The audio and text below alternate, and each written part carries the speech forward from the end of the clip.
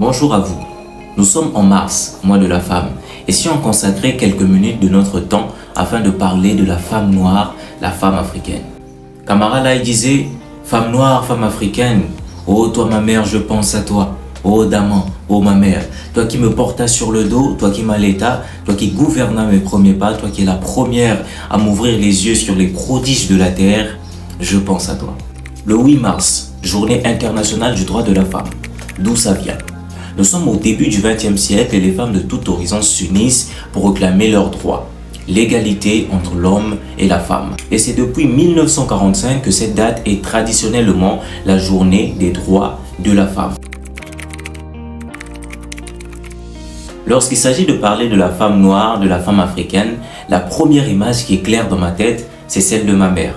Son courage face à toute situation, son amour qui est infini et sa beauté plus forte que ses rides. Elle préfère m'acheter une paire de baskets que se refaire les tresses.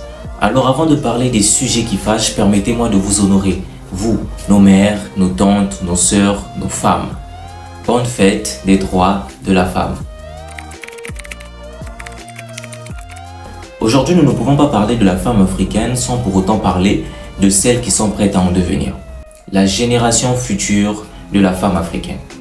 Moi, je pense que nous sommes passés de la colonisation du fouet à la colonisation de mentalité. La mondialisation est une forme de colonisation moderne. La première mondialisation qui a lieu avec la circumnavigation, c'est en fait une européanisation du monde. C'est l'Europe qui part à la conquête du monde. Il faut savoir que chaque femme des quatre coins de ce monde a son identité. Et l'identité, c'est pas seulement la couleur de peau, le nom, mais c'est aussi son accoutrement, son habillement. L'image qui illustre parfaitement cette journée du 8 mars dans mon pays, c'est de voir toutes les mutuelles de femmes s'habiller en une suite de pagnes, le liputa. Jaribimela lokola femme de nuit. Nala mitandi na mbeto na kozela yo. Atana 16h tina 13h tina 16h. Na boko sambela no kinzamba benganela ngayo. Mama ye no. La question que j'aimerais poser à cette nouvelle génération de femmes africaines, c'est est-ce que dans 20 ans, le pagne sera toujours porté? On veut nous faire croire que la femme qui s'habille en pagne ou toute autre tenue africaine n'est pas assez moderne. Pour moi, je pense que c'est une vraie colonisation, une vraie atteinte à nos mentalités.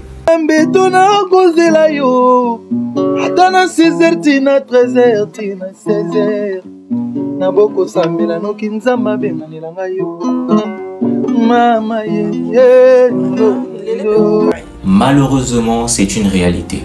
Nos sœurs africaines ont de plus en plus du mal à s'habiller en une tenue africaine. Elles ont de plus en plus du mal à mettre sur leur tête des tresses qui sont africains. De plus en plus du mal à valoriser leur identité africaine par leur accoutrement.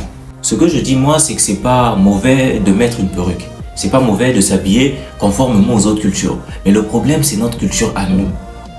Notre femme à nous, la femme africaine, le liputa, le pagne. Ce qui autrefois était l'image de la femme noire, la femme africaine, aujourd'hui est en voie de disparition.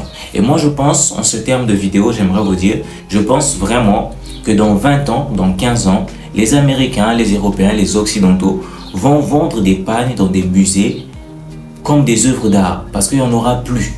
Revenons à nous, valorisons l'Afrique, valorisons ce que nous sommes et n'ayons pas honte de notre identité. C'est sur moi que je te laisse, je suis Rudy Mokonzi. N'oublie pas de t'abonner, active la cloche de notification et on se voit très bientôt pour une nouvelle vidéo.